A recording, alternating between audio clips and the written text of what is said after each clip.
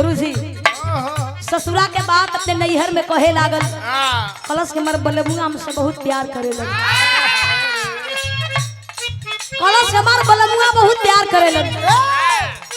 हर के तने बा कहे लागल दिक्कत है तने बा कैसे माफ कर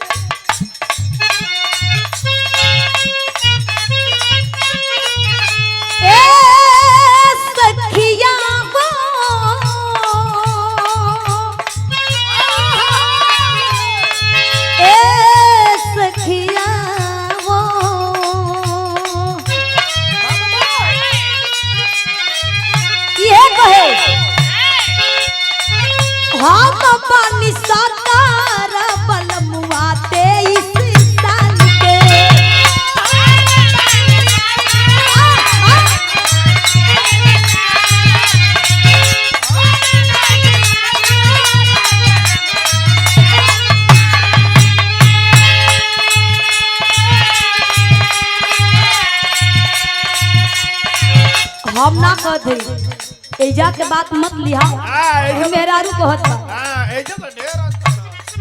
मेहरारू कहत बा कि देखा हमार बलमुआ हमके बहुत माने लगे।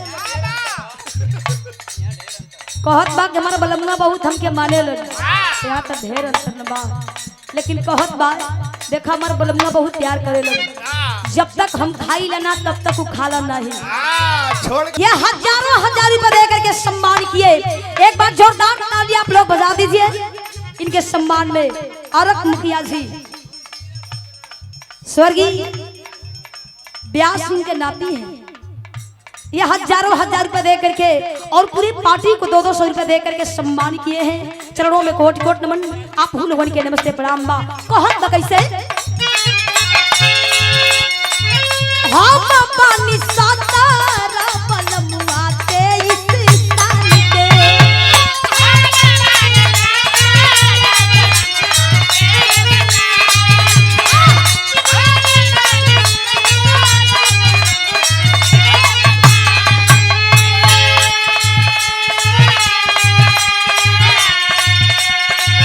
भौजी रे जिंदगिया राखी खतरा में डाल दे।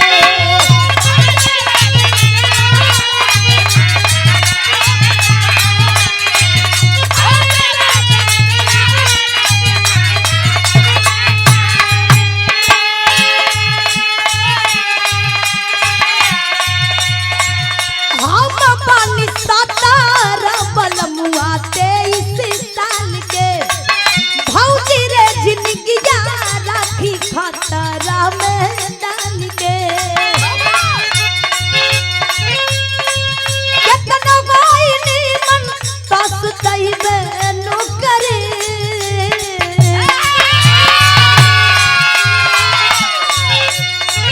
कितना कोई नीमन तस तइबे नो करे।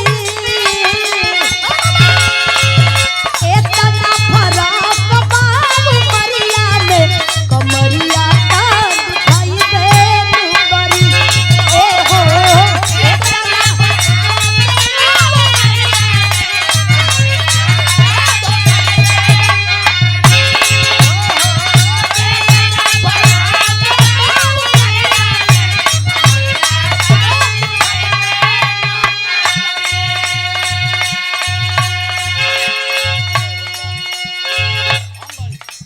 मेहरारू कहत बा कलश के मर बलमुआ बहुत प्यार करे लगे। ऐसा कोनो बात नहीं खे। वो भले हमार उम्र 17 साल के बाद और ये देखे ये कई हजार का पुरस्कार दुबे बस के मालिक है आप। इनके नाम पे एक बार जोरदार ताली हो जाए। तन ताली बजौला में रुपया नहीं लग मन से एक बार जोरदार ताली हो जाए। ये स्नेह भरा सम्मान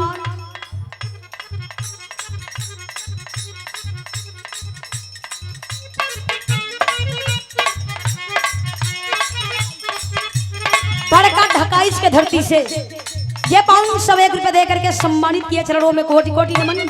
आप लोगों के नमस्ते प्रणाम बा। कहत बा देखा मर्द चाहे सावर हो चाहे गोर हो अगर मर्द अपने मेहरारू से प्यार करत बा तो मेहरारू कही रही तो बखान करी। कही भले हम 17 साल के बानी, बलमुआ के उम्र 23 साल बा, लेकिन बलमुआ बहुत माने लन। रसगुल्ला तो थैली में धके लिया वेला, थैली में धक लिया वेलन। बारे खिला भैया मेहरारू कहे लागल कि जब तक हम खाई लेना तब तक उ खाला नाही। तू कहत तो कैसे ही हाँ तो पानी सातार बलमुआ पे इस तांडे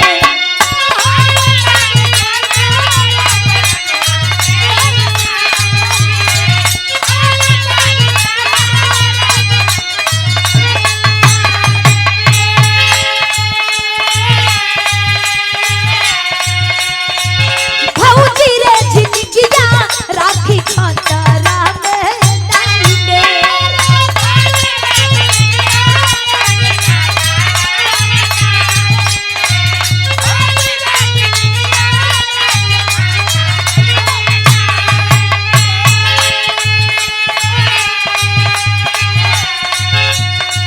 केतनो गोइनी मन तासु दहि बेनु करी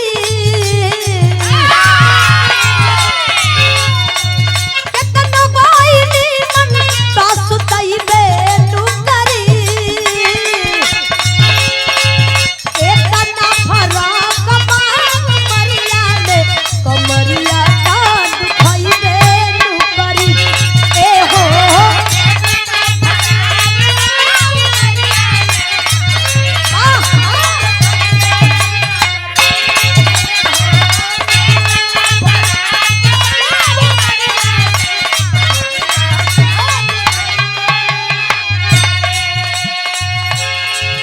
और ये देखे ये 501 रुपया दे करके अभी अभी सम्मानित किया आदरणीय आप श्री पंकज दुबे जी बीडीसी, ये 501 रुपया दे करके अभी अभी सम्मानित किए, चरणों में कोटि कोटि नमन।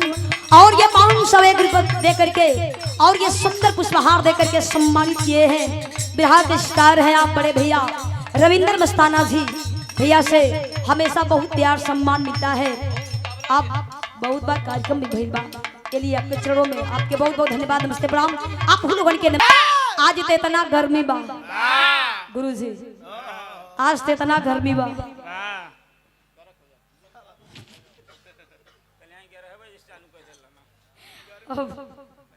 पोजीशन एकदम भक्ति भजन हो गई। देखा गर्मी इतना ज्यादा बा, कुछ ऐसा बजावा कुछ ठंडा फील हो गई। इतना लोग बालो झटके में कुछ बजा के आओ बा।